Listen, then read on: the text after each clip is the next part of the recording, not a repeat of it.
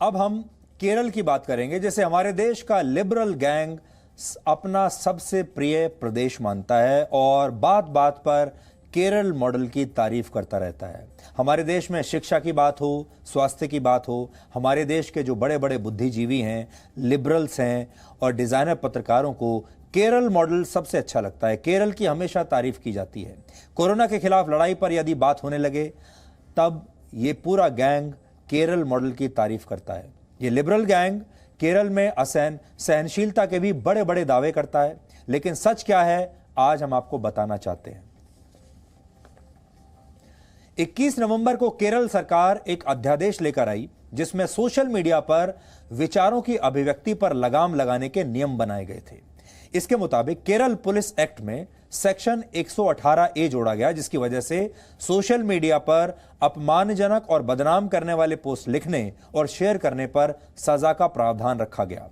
इसमें 5 साल की जेल और 10,000 रुपए जुर्माने की सजा रखी गई। बात बात पर आजादी मांगने वालों की इस तानाशाही का इसके बाद विरोध हुआ।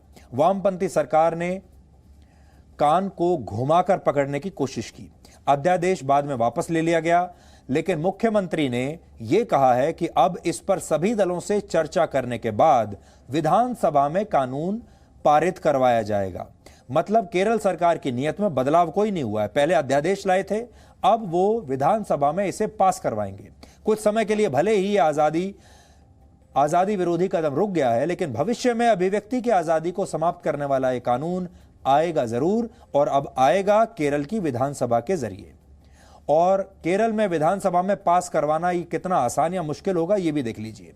केरल विधानसभा में सीपीएम के रूलिंग गठबंधन एलडीएफ यानी लेफ्ट डेमोक्रेटिक फ्रंट का पूर्ण बहुमत है और वो जब चाहे इस कानून को विधानसभा में पास करवा के इसे कानून की शक्ल दे सकता है। इस अध्यादेश को, यह अध्यादेश लाकर केरल सरकार ने अपनी उसी सोच को सार्वजनिक किया है जो चीन की कम्युनिस्ट पार्टी से मेल खाती है। चीन में भी कोई भी नागरिक सोशल मीडिया पर सरकार के खिलाफ कुछ लिख नहीं सकता, कुछ बोल नहीं सकता। और अब केरल के कम्युनिस्ट केरल में भी वही कानून लाना चाहते हैं जो चीन में चल रहा है। केरल के मुख्यमंत्री पिनरई विजयन के खिलाफ लिबरल गैंग का कोई ट्वीट नहीं आया और इस अध्यादेश के खिलाफ इन्होंने कोई मार्च भी नहीं निकाला, कोई आलोचना नहीं हुई। आपको याद होगा बीते कुछ वर्ष से आप देखते आए हैं किस तरह यह गैंग अभी अवार्ड वापसी शुरू कर चुका है। कभी खुद को असहिष्णुता का शिकार बताने लगता है, कभी उस देश में इसे डर लगने लगता है। लेकिन केरल सरकार के इस अध्यादेश पर लिबरल गैंग बिल्कुल चुप रहा। यानी इससे आप ये समझिए कि जो लोग असहनशीलता की बातें करते हैं, जो लोग ये कहते हैं संविधान खतरे में है, जो लोग ये कहते हैं कि फ्रीडम ऑफ एक्सप्रेशन खतरे में है, सबसे ज्यादा असहनशील यही लोग हैं। पूरे भारत में अगर आप सर्वे करके देखेंगे तो आपको यह समझ में आएगा असहनशीलता का मुद्दा उठाने वाले लोग ही सबसे ज्यादा असहनशील हैं और इनका गुस्सा और अवार्ड वापसी की बातें बहुत सिलेक्टिव होती हैं।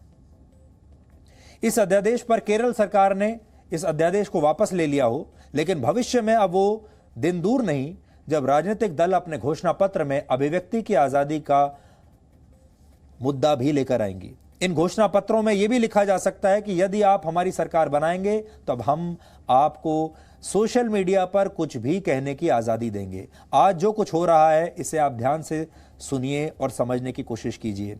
आज आपकी अभिव्यक्ति की आजादी को पकड़कर उसे सीमित करने की कोशिश हो रही है और सब कुछ कानूनों के जरिए करने की कोशिश हो रही है। एक जमाना ऐसा आएगा, हो सकता है आज ना आए, लेकिन 5 साल या 10 साल के बाद पार्टियां इस मुद्दे को अपने मैनिफेस्टो में डालेंगी, घोषणा पत्र में डालेंगी और 10 साल के बाद जब पार्टियां चुनाव लड़ेंगी तो आपसे ये कहेंगी कि आप हमारी पार्टी की सरकार ले आइए और हमारी सरकार आपको सोशल मीडिया पर अपनी मर्जी का ट्वीट करने की आज़ादी देगी, आपको सोशल मीडिया पर अपनी मर्जी का पोस्ट लिखने की आज़ादी देगी, आप सोशल मीडिया पर अपने जिस नेता को आप पसंद नहीं करते हैं उसकी आलोचना कर पाएंगे। ये सारी चीज़ें आपको मैनिफेस्टो में डाल कर दी जाएंगी और आप इन मुद्दों पर वोट डालेंगे। सोशल मीडिया में आवाज को दबाने वाले इस फैसले से केरल सरकार की नीयत का पता चल गया, लेकिन हमारा मानना है अभिव्यक्ति की आजादी की एक लक्ष्मण रेखा होनी जरूरी है। ऐसा नहीं है कि आप अभिव्यक्ति की आजादी के नाम पर सोशल मीडिया पर कुछ भी लिख दें, ऐसा हम भी नहीं कह रहे। आप जब सोशल मीडिया पर कुछ लिखते या बोलते हैं तब अपने देश के खिलाफ कुछ ना लिखें और ना ही आपको कुछ बोलना चाहिए। ये आपको हमेशा ध्यान रखना चाहिए कि आप अपने देश के खिलाफ कुछ ना बोलें। आपको कोई नेता पसंद नहीं है, आप लिखिए। कोई सरकार पसंद नहीं है, आपको लिखिए, क्योंकि नेता देश नहीं है, सरकार देश नहीं है, लेकिन देश के बारे में कुछ ना बोलें। इस अध्यादेश की भाषा देखकर यही लगता है कि केरल सरकार चाहती है कि उसके काम की आलोचना ना की जाए, उसकी नीतियों को कसौटी पर ना कसा जाए। और अगर यह कानून बन गया तो केरल सरकार के खिलाफ लिखने से पहले लोगों की उंगलियां 1000 बार कांपेंगी और केरल सरकार लोगों को यही कहकर डराने की कोशिश कर रही है कि आप हमारे बारे में लिखने की जुर्रत ना कीजिएगा। केरल सरकार विचारों और खबरों को लेकर कितनी असहनशील है, इसे आप हमारे यानी जी न्यूज के अनुभव से समझ सकते हैं। आपको याद होगा, इस साल की शुरुआत में हमने जम्मू कश्मीर में लैंड जिहाद की खबर दिखाई थी, लेकिन मई के महीने में हमारे खिलाफ गैर जमानती धाराओं में एफआईआर दर्ज कर ली गई केरल में। हालांकि अब जम्मू कश्मीर हाईकोर्ट ने भी इस जमीन घोटाले की जांच सीबीआई को सौंप दी है और हमारी जो खबर है वो बिल्कुल सही पाई गई। लेकिन केरल सरकार ने, आप सोचिए, खबर आई जम्मू से, क्योंकि ये लैंड जिहाद चल रहा था जम्मू में, और एफआईआर दर्ज होती है केरल में, क्योंकि केरल की सरकार को यह अच्छा नहीं लगा कि हम ये सच्चाई देश के लोगों तक लाएं, और इसलिए वो इतनी असहनशील हो गई। सबसे बड़ी बात यह है कि केरल के जो समर्थक हैं वो जेएनयू में भी बैठे हुए हैं, वो दूसरी विपक्षी दलों में भी बैठे हुए हैं, वो अपने आप को बड़ा बड़ा बुद्धिजीवी कहते हैं, लेकिन उन्हें केरल का ये असहनशीलता वाला रूप दिखाई नहीं दे रहा। केरल सरकार ने इस अध्यादेश को लाने का फैसला शायद तभी ले लिया था जब हमारे खिलाफ एफआईआर दर्ज की गई थी, और तब हमने इस मुद्दे पर क्या कहा था, आज आपको एक बार फिर से सुनना चाहिए। जमीन जिहाद पर हमने आपको जो खबर दिखाई थी वो जम्मू से दिखाई थी, लेकिन इस मामले पर एफआईआर दर्ज हुई केरल में। सोचिए कितना बड़ा विरोधाभास है। आपको भी खुद समझ में आ गया होगा कि खबर जम्मू से आई और एफआईआर केरल में हुई। केरल में मेरे खिलाफ जो एफआईआर दर्ज की गई उसमें आरोप है कि जी न्यूज ने 11 मार्च को जो कार्यक्रम दिखाया उससे देश के मुसलमानों की धार्मिक भावनाएं आहत हुई, और ये एफआईआर आईपीसी की धारा 295 ए के तहत दर्ज की गई है, जो नॉन बेलेबल है। लेकिन सवाल यह है कि जब भारत के संविधान का अनुच्छेद 19 सबको अभिव्यक्ति की आजादी देता है, सबको अपनी बात कहने का हक देता है, तो फिर जिहाद का जिक्र किसी की धार्मिक भावनाओं को आहत कैसे कर सकता है? आईपीसी की इस धारा को उन पत्रकारों के खिलाफ नया राजनीतिक हथियार बनाया जा रहा है जो सच दिखाने की हिम्मत करते हैं। इस देश में ऐसे गिने चुने पत्रकार ही अब बचे हैं, लेकिन कई राज्यों की सरकारों को यह सच पसंद नहीं है।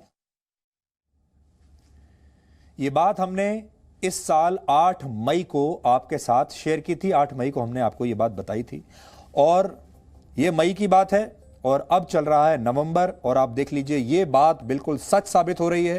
केरल की सरकार पहले अध्यादेश लेकर आ गई, और जो हम अभी आपको बता रहे थे यही मंशा है केरल की सरकार की। और आप हैरान मत होइएगा, हो सकता है कुछ और पार्टियों की सरकारें जो अलग अलग राज्यों में सरकारें चला रही हैं, हो सकता है केरल के पीछे पीछे ये सरकारें भी अपने अपने राज्यों में इस तरह के नए कानून बना दें, और लोगों को ये कहकर डराया जाएगा कि अगर आपने हमारे खिलाफ कुछ भी सोशल मीडिया पर लिखा, अगर आपने हमारे नेताओं को सोशल मीडिया पर एक्सपोज करने की कोशिश की, अगर आपने घोटालों के बारे में सोशल मीडिया पर लिखने की कोशिश की, या मेन स्ट्रीम मीडिया में भी, उदाहरण के तौर पर जैसे हमने आपको एक लैंड जिहाद के बारे में जम्मू से खबर दिखाई और वो केरल में किसी को पसंद नहीं आई, केरल में किसी की भावनाएं उससे आहत हो गई, तो फिर केरल में आपके खिलाफ एफआईआर दर्ज कर ली जाएगी और फिर आपको जेल में डाल दिया जाएगा।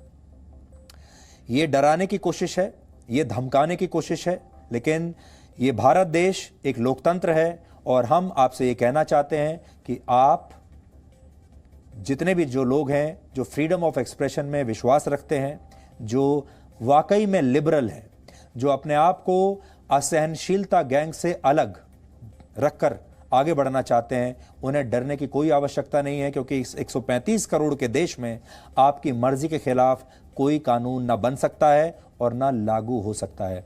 ये काम करके केरल की सरकार ने असल में अपने आप को एक्सपोज कर लिया है, लेकिन अब आपको इस बात के लिए भी तैयार रहना होगा कि अभी और बहुत सारे लोगों के खिलाफ इस तरह की कार्रवाइयां अब हो सकती हैं। इसलिए परेशानी तो होगी, कुछ लोगों को और जेल में जाना पड़ेगा, कुछ लोगों को और सताया जाएगा अलग अलग मुकदमों के नाम पर।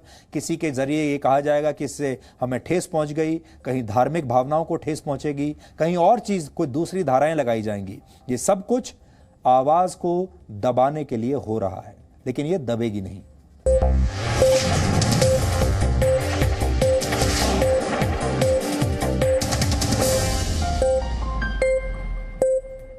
Presenting B News app, available on Google Play and App Store. Download it now.